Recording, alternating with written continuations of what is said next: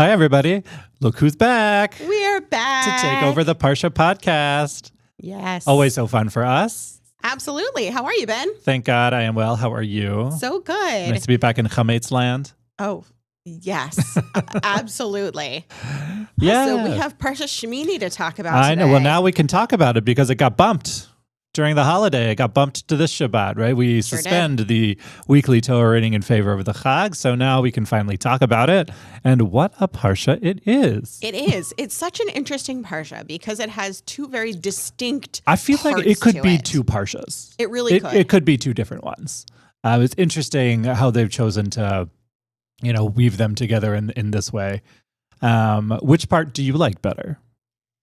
I mean, I like the second part better, but I think both are very interesting. Yeah. So maybe we'll touch on both a little bit. Sure.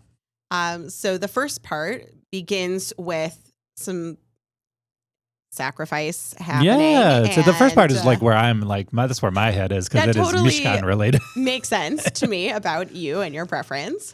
Yeah. So please share your thoughts because it is a very controversial Parsha. It is a little controversial, and to be honest with you, I've never really understood, and I don't know what that says about me, why it's so controversial. But you have the opening bit, which is very celebratory, right? We're celebrating the dedication of the Mishkan and its inauguration, right? We spent the last couple of parshas of the Book of Exodus really talking about the building of the Mishkan, and then the first couple parshiot in the Book of Leviticus talking about the sacrificial system.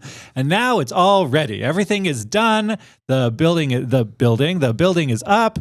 Everything's been anointed. It's ready to go. Moshe is ready to make these sacrifices, and priests are ordained and inaugurated. Everything is ready to go. And then in the midst of all this joyous celebration, we have two of the sons of Aaron. He has four sons, and two of them, Nadav and Avihu, take what the Torah calls Esh Zara, a strange fire, right? An alien fire, a strange fire. And I think, does it say Asher Lo Tziva Adonai? I think it's which is an unusual turn of phrase.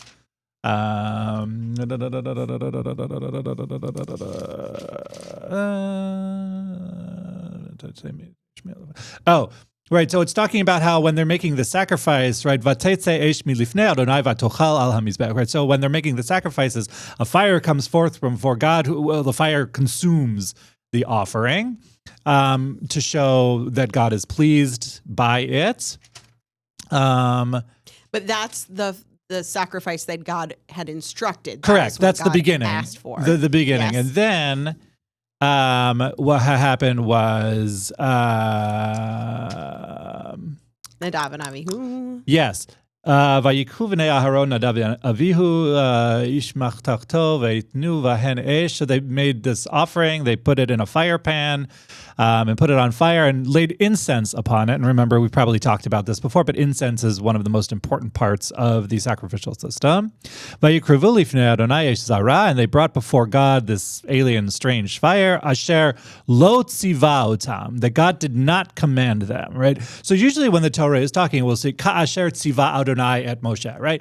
Or Ka'asher tziva Adonai, simply that this is what God has commanded Moses, or this is what God has commanded. But here it's an interesting phrase, Ka'asher asher lo tziva otam, that God did not command, right? Everything in the sacrificial system has been done with great detail, great attention. Every rule, every movement must be done appropriately. And here, this strange fire that has come that God did not command. So then it uses the same language as before with the good sacrifice, that this fire came and consumed them. Right. So there are a lot of different thoughts on why it is that they were punished in such a way. Right. Harsh. Very harsh. They were. Perhaps.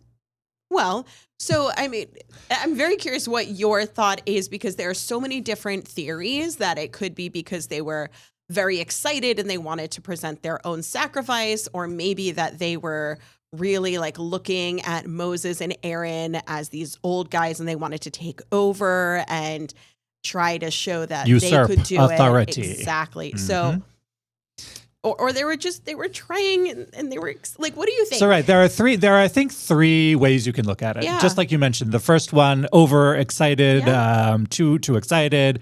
And then, when you get too excited, you make bad decisions and consequences can happen. Two, the usurping idea that Nadav and Avihu were looking over at Moses and Aaron and be like, why aren't we in charge? We know better. Look at what we can do. And they took this, alien fire and brought it before God, thinking that everything would be cool, right? God will like this better. No, consequences. And then the third is an interesting interpretation I read in a Hasidic commentary, which I don't usually read Hasidic commentaries, but this one was interesting to me, from a commentator called the Meh HaShiloach, or a commentary called the Meh HaShiloach. And he says in it that he finds that the truest essence of God can be found within the smoke of the incense. Right? So if you look into the smoke of the incense and you really with kavanah, you can see like the true essence of God is hidden amongst the smoke. And so he suggests that it wasn't really so much a punishment. It was not their time to do so, but because of their excitedness, that they were so eager to see this presence of God that they brought this incense. And, once you do that, you can't go back to sort of normal. So God took them before maybe their time was up. But that's what one of the things that the Meh HaShiloach sort of saw. Right. Well, and there's also theories on like exactly how it was, because their entire body wasn't consumed by fire because they were pulled away by their tunics. Well, their corpses, right? Right. So were pulled out, which also is interesting, though, that the same language was used for the good offering, that fire came forth and consumed it. Mm-hmm. So if you accept that was a good offering, that God was pleased by that you could argue similar language could mean a similar thing. Yes, it was sort of tragic the way it sort of ended out, but God was maybe pleased. I do not accept this version of events. My belief is option 2, haughtiness, that I believe that they did try to usurp Moses and Aaron's authority by bringing this alien fire, this idea of haughtiness, that they thought that they knew better, that they could go outside the established order and the very clearly established rules, right? And it's interesting to note that God insisted that these rules be put on full display of the entire people so that everybody could hold everybody else accountable. The people could even hold priests accountable for the sacrificial system, which is why all of these things were done in full view of the entire, people. Transparency, complete transparency here. And they deviated from that in a pretty bad way. So that's where I sort of go. And, Aaron and his other sons also were just anointed, and now they have been told they're not even allowed to mourn for the. It's harsh. It's really kind of serious there. It's a interesting sort of comment on the priesthood. Yeah, on the priesthood, and also like what do you do in an event like this? Here you have 2 of Aaron's sons. You would think that they would maybe be a little bit of leeway, but not even for Aaron's sons, right? And apparently later on we see that really Aaron's son's Itamar is like the best son. So not Nadav and Avihu, but they're not allowed to mourn, right? That just says that Aaron was sort of silent, didn't say anything. And then there's command. Moses tells them, right? No signs of mourning. Don't rend your clothes. Don't bare your heads. Lest your anger strike the whole community, right? It's kind of a shocking sort of thing, that even though this tragedy has happened, you're still in this leadership position and you cannot allow your personal feelings to interfere with your public duties. It's hard. And additionally, like in Judaism, we're not supposed to cancel a mitzvah for something else. So even if, there's a funeral, you're still supposed to hold your wedding. Or a holiday takes preference over Shiva, right? It'll knock that to the next thing. So it's an interesting idea that there are some things that have to be viewed in a certain way. And when you're a public figure in ancient Israel, especially when you're the high priest, a lot of is expected of you. And you have to behave in a certain way. And it's, must be hard for Aaron. And I can't help but think to myself, a lot of people always say that Aaron was never really punished for the sin of the golden calf. I've never believed that. I think actually the high priesthood sort of is a punishment for him. Not in a punishment that it's, a bad thing to be the high priest. It's a great honor to do so. But think about where Aaron spends all of his time in a room full of gold. He has to serve, and right? he has to remember every day how to worship God correctly, right? And again, the details come into play here in this golden room surrounded by gold. And then here again, 2 of his sons are taken from him. It's not been easy for Aaron. And the punishment fits the crime. I think the punishment does fit the crime. So that's the first part of this parsha. And then in a completely it's like, okay, moving on. Let's talk about kashrut. What you can eat and what you can't eat. Which I love talking about kashrut because it's I mean, it's pretty black and white. It's pretty clear. Yes. And we've already had a glimmer of kashrut in Exodus saying briefly, do not mix milk and meat. Or not exactly. Don't the cook verse a that is calf in its traditionally mother's milk. used to understand this prohibition. So now we get even more specific about categories of animals. And it goes really category by category. Yes. So, in those animals that swim, what animals you can have. It has to have fins and scales. And if you're looking at like the creeping, crawling things, and really every single category. And what I also find interesting, because this is a thousands years old text. Yes. And we're hearing names of very specific animals that they obviously had in that time, in that place, that they were able to say, okay, a hawk or a bat, we can't eat those things. Yeah, I think I also love to talk about kashrut. I think kashrut is such an interesting part of our religion and our culture. And I know a lot of people struggle with it, which, doesn't make a ton of sense to me, but also I get it. But here I think the laws of kashrut are sort of so elegant in the way that they are categorized here. And it's also one of the things that we call a chok, right? It says chok le'olam, right? This is this law for you, a statute for you for all time.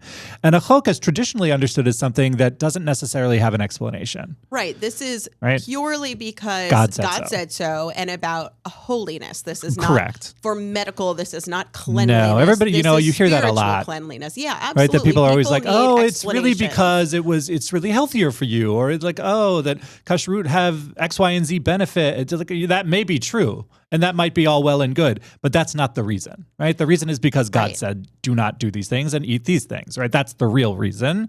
And sometimes being part of, this religion is acknowledging that there are some things that God is going to suggest to us that we don't necessarily understand.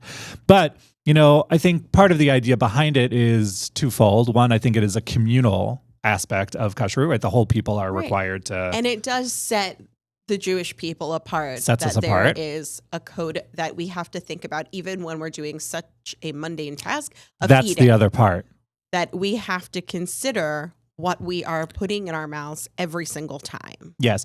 I think it forces us to do that. It forces us to look at what we're putting into our bodies. But then, it, like you said, it forces us to take something mundane and biological, right, the act of eating, and brings holiness into it, right? Part of what God wants for us is to make our lives holy, right? We're a holy people to God. And what are the things that we can do to make ourselves holy every day, right? Part of that is through prayer. In ancient times, the sacrificial system, prayer, and what we eat, the things we put into our body. I'm gonna eat a piece of steak or whatever, and that's gonna need to be from a kosher cow, right? I mean, and it even goes into detail saying that if the animal had already died, don't touch it. Don't touch it. Because that is not part for you. Of kashrut, and it is probably healthier in that case. Maybe. I don't know. I'm not a doctor. Right. Don't touch an animal that has died of natural causes. Correct. And then after it goes specifically through different categories of animals, it talks about different materials that may come in contact with animals that are not kosher, and whether or not they're able to be cleaned and used again for food or not. And I find it so interesting because something made out of cloth, it says you can dip it in water, which to me means you can clean it. And that's true. Now, when we think about, washing a towel, you can use a towel, for whatever. And if it's washed, you can use it for food. However, if you have dishes that are clay or ceramic, just like it talks about the clay vessels, if it touches something that's not kosher and that animal goes inside of it, it is not kosher. It's the same with our dishes. And then later on, we're also going to see this when we get to the Parshiot of Tazria and Mitzora, and how these things also come into the idea of contamination. And, what does that mean? And again, it's, I think, an idea of holiness, right? It's an aspect of holiness. It's such a weird division that you have this. I still am just like, why is this not two Parshiot? But I'm trying to figure out what is a way to connect them. Yeah. So how do you weave? My only connection, and I know you will appreciate this, is that, well, maybe there's two. You're not going to be sacrificing a non-kosher animal. So maybe that's one. And the other part is, what do we do with the animal at sacrifice? Is we're roasting them, and then they are eaten. So we both love some roasted meats. So true. Maybe that's the connections that I'm into that. I'll take it if nothing else. Right, I'll take it. I think it's very interesting. And again, this is a parsha that is, I think, unusual a little bit in Vayikra, which is very concerned again with protocol, with laws, very specific details. But here you have some real human elements, right? This idea of Nadav and Avihu, their death, how Aaron and his sons respond, how Moses responds, and then this whole communal idea of kashrut. This affects the entire people, right? This is sort of like a little unusual in that aspect for Vayikra, anyway. Right. Well, and there is this different type of storytelling element. We have story time about people in the first part, and then we go into lists of laws. Yeah. So maybe it just has a little bit for everybody. Yeah, something for everyone. That's the Torah for you. I think that's going to do it for us for Parshat Shemini. Thanks for letting us sneak in and join in today. Always a pleasure. It's always a pleasure. Thanks, Ben. Thanks, Emily.